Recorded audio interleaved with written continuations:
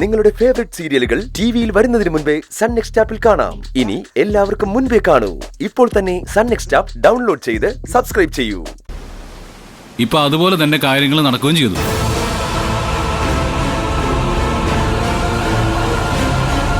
പിന്നെ പ്രണവിന്റെ മുമ്പിൽ ഐശ്വര്യം നടത്തിയിരുന്നത് നല്ല ഒന്നാം തരം അഭിനയമാണ്. ആ കുട്ടിയെ കൊണ്ട് ഞാനിത് ചെയ്യിച്ചത് നിന്റെ ആഗ്രഹം പോലെ ശിവാനി ഈശ്വരമംഗലത്തേക്ക് തിരികെ വരാൻ വേണ്ടി മാത്രമായിരുന്നു.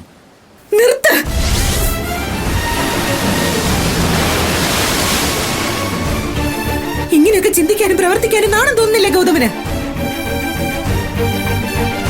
പ്രണവിന് മുൻപിൽ ഐശ്വര്യയെ കൊണ്ട് അഭിനയിപ്പിക്കുകയായിരുന്നു പോലും. എന്തൊരു വിട്ടിത്തോ ഈ പറയുന്നത്. ഇല്ല, ഇനി ഒരു നിമിഷം പോലും നിങ്ങളുടെ കൂടെ നിൽക്കാൻ എനിക്ക് പറ്റില്ല. എനിക്ക് പോണം, പോയേ പറ്റൂ. എന്നെ തിരിച്ചു കൊണ്ടുപോകുന്നോ ഇല്ലയോ? നീ ഇപ്പൊ എങ്ങോട്ടും പോകുന്നില്ല. പറഞ്ഞില്ലേ, എനിക്ക് പോയേ പറ്റൂ. ഞാൻ എങ്ങനെയെങ്കിലും പൊയ്ക്കോളാം. കേക്ക് സാർ എന്താ പ്രശ്നം? ചെല്ലു സാർ, ചെന്ന് സമാധാനിപ്പിക്കും.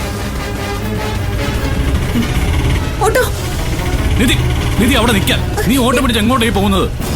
ഗൗതം വിട്, ഞാൻ ഈ ഓട്ടോയിൽ വീട്ടിൽ പൊയ്ക്കോളാം. നിധി, ഞാൻ പറയുന്നൊന്ന് കേക്ക്. ഇനി എനിക്ക് ഒന്നും കേൾക്കണ്ടെന്ന് പറഞ്ഞില്ലേ? ഒരു ദൈവത്തെ പോലെ നിങ്ങളെ വിശ്വസിച്ചവളാ ഞാൻ. പക്ഷെ ആ എന്റെ വിശ്വാസത്തെ നിങ്ങളിപ്പോ തകർത്ത് കളഞ്ഞത്. അതിനും വേണ്ടി ഞാൻ ഒന്നും ചെയ്തിട്ടില്ല. നിങ്ങൾ എന്നെ ശരിക്കും ഒരു പൊട്ടിയാക്കുമായിരുന്നു. എന്നെ മാത്രമല്ല, പ്രണവിനെ, അമ്മയും, ഒരു കുടുംബത്തെ മുഴുവനും നിങ്ങൾ ചതിച്ചു. വീട് ഗൗതം, എനിക്ക് പോണം. ഇത്രയും വിശ്വാസവഞ്ചന കാണിച്ച ഒരാളുടെ കൂടെ എനിക്ക് ബുദ്ധിമുട്ടാ. പ്ലീസ് എന്നെ വിട്, എനിക്ക് പോണം. നിന്നെ ഇവിടേക്ക് കൊണ്ടുവന്ന ഞാനാണെങ്കിൽ എനിക്കറിയാം നിന്നെ തിരിച്ചു കൊണ്ടുപോവാൻ. നടക്കിങ്ങോട്ട്.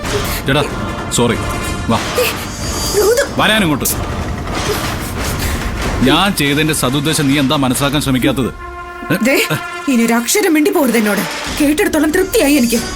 സൗകര്യം ഉണ്ടെങ്കിൽ ഇപ്പൊ എന്നെ വീട്ടിൽ കൊണ്ടുവിട്. അതിൽ കൂടുതലൊന്നും നിങ്ങൾ എനിക്ക് ചെയ്തു തരണ്ട. നിധി,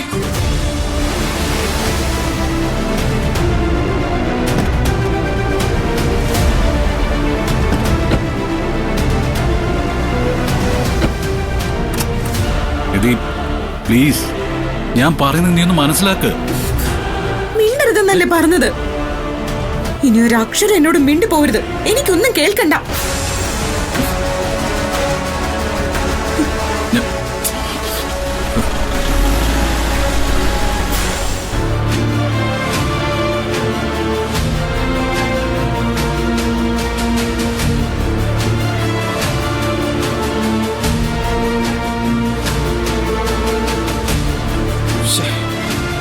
ഇത്രയും നേരമായിട്ട് കാണുന്നില്ല രണ്ടുപേരെയും. വിളിച്ചിട്ടാണെങ്കിൽ ഫോണും എടുക്കുന്നില്ല.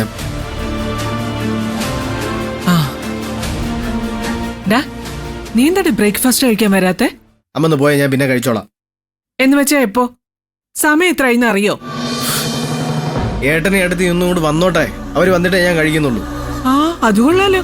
ഇന്നെന്തോ ഒരു പൊതുമ. അവരെന്തെങ്കിലും അത്യാവശ്യത്തിന് പോയതായിരിക്കും. അതിന് നീ എന്തിനാ ബ്രേക്ക്ഫാസ്റ്റ് കഴിക്കാതിരിക്കുന്നത്? അവര് പോയിരിക്കുന്ന എന്റെ ഒരു കാര്യത്തിന് വേണ്ടിയിട്ടാ അമ്മേ.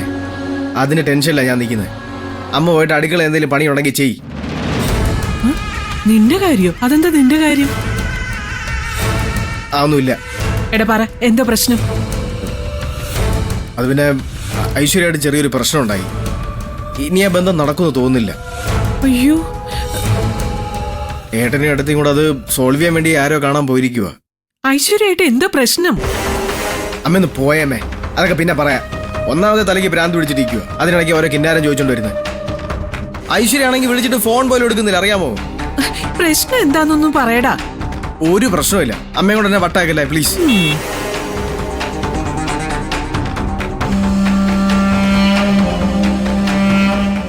അവര് വന്നല്ലോ.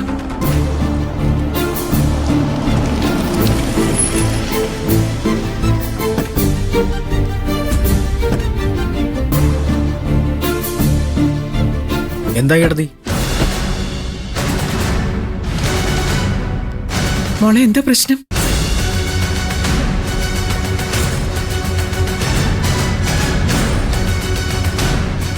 എന്താ പ്രശ്നം? എടാ, എന്താടാ നിധി വിഷമിച്ചാണല്ലോ പോയേക്കുന്നേ? എന്താ ഉണ്ടായത്? ഒന്നുമില്ല.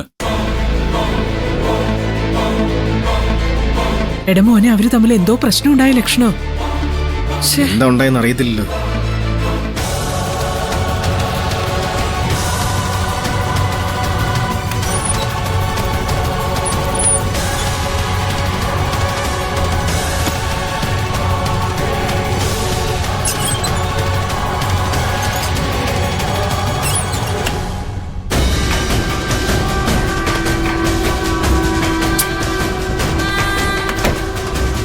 എന്താ നിധി നീ കാണിക്കുന്നത്? നീ എന്ത് ചെയ്യാൻ പോവാ? ഗൗതം പ്ലീസ്, എന്നെ തടയാനൊന്നും നോക്കണ്ട. എനിക്കൊരു 2 ദിവസം എന്റെ വീട്ടിൽ പോയി നിൽക്കണം. മാറി നിൽക്ക്, എന്നാലേ മനസ്സൊന്ന് ശാന്തമാക്കാൻ പറ്റൂ. 2 ദിവസമോ 2 ആഴ്ചയോ നീ വീട്ടിൽ പോയി നിന്നോ, അതിൽ എനിക്കൊരു വിരോധവും ഇല്ല. പക്ഷേ ഈ പോക്ക് അത് നടക്കില്ല നിധി. ഇങ്ങനെ പിണങ്ങി പോവാൻ ഞാൻ സമ്മതിക്കില്ല. ഗൗതം പ്ലീസ്, ഞാൻ പറയുന്നതൊന്നും മനസ്സിലാക്ക്.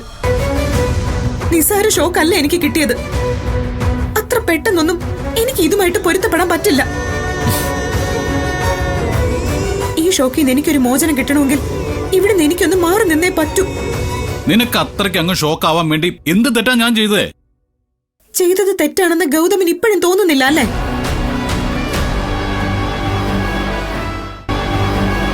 ശിവാനിയെ പ്രണവിന്റെ ജീവിതത്തിലേക്ക് തിരികെ കൊണ്ടുവരാൻ വേണ്ടി ഒരു പെണ്ണിനെ ഇറക്കി നാടകം കളിച്ചിരിക്കുന്നു.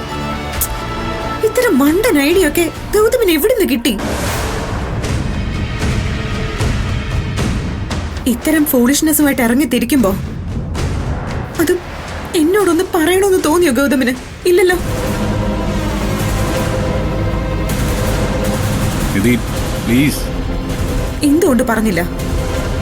പറഞ്ഞിരുന്നെങ്കിൽ ഞാൻ സമ്മതിക്കില്ലായിരുന്നു. അതുകൊണ്ട് പറഞ്ഞില്ല. നിധി വേണ്ട, ഇപ്പൊ കൂടുതൽ സംസാരിക്കാൻ താല്പര്യമില്ല എനിക്ക്. ആ ബാഗ് ഇങ്ങോട്ടെടുക്ക്, എനിക്ക് പോണം. നിന്നെ വിടില്ലാന്ന് ഞാൻ പറഞ്ഞു കഴിഞ്ഞു. പോണ്ടാന്ന് പറഞ്ഞാ പോണ്ട, അത്രാണ്. ഇത് വലിയ കഷ്ടമാണ് ഗൗതം. എന്നെ കൊണ്ട് പറ്റില്ല. എനിക്ക് കുറച്ച് മനസ്സമാധാനം വേണോ ഇപ്പൊ? നിന്റെ മനസമാധാനം അപ്പാടെ അങ്ങ് തകർന്നു പോകുന്ന വിധത്തിൽ ഒരു തെറ്റും ഞാൻ ചെയ്തിട്ടില്ല. ഞാൻ എന്തെങ്കിലും ചെയ്തിട്ടുണ്ടെങ്കിൽ അത് പ്രണവിന്റെയും ശിവാനിയുടെയും നന്മയ്ക്ക് വേണ്ടിയിട്ടാണ്. ഇപ്പോഴും ഇങ്ങനെയൊക്കെ സംസാരിക്കാൻ ഗൗതമിന് എങ്ങനെ മനസ്സ് വരുന്നു? ഒന്ന് ആലോചിച്ചു നോക്ക്. ആ പ്രണവ് ഇതങ്ങനെ അറിഞ്ഞാലുള്ള അവസ്ഥ എന്തായിരിക്കും? അതിനെക്കുറിച്ച് ഗൗതം ചിന്തിച്ചോ? സ്വന്തം അനിയന്റെ ജീവിതത്തിലേക്ക് ഒരു പെണ്ണിനെ വാടകയ്ക്കെടുത്ത് പ്രണയം അഭിനയിക്കാനായി പറഞ്ഞു വിട്ടിരിക്കുന്നു. പുച്ഛം തോന്നുന്നില്ലേ ഗൗതം ഗൗതമിനോട് തന്നെ? സത്യം പറയാലോ, എന്റെ മനസ്സിൽ നിങ്ങളെക്കുറിച്ച് എനിക്ക് വലിയ പ്രതീക്ഷയുണ്ടായിരുന്നു.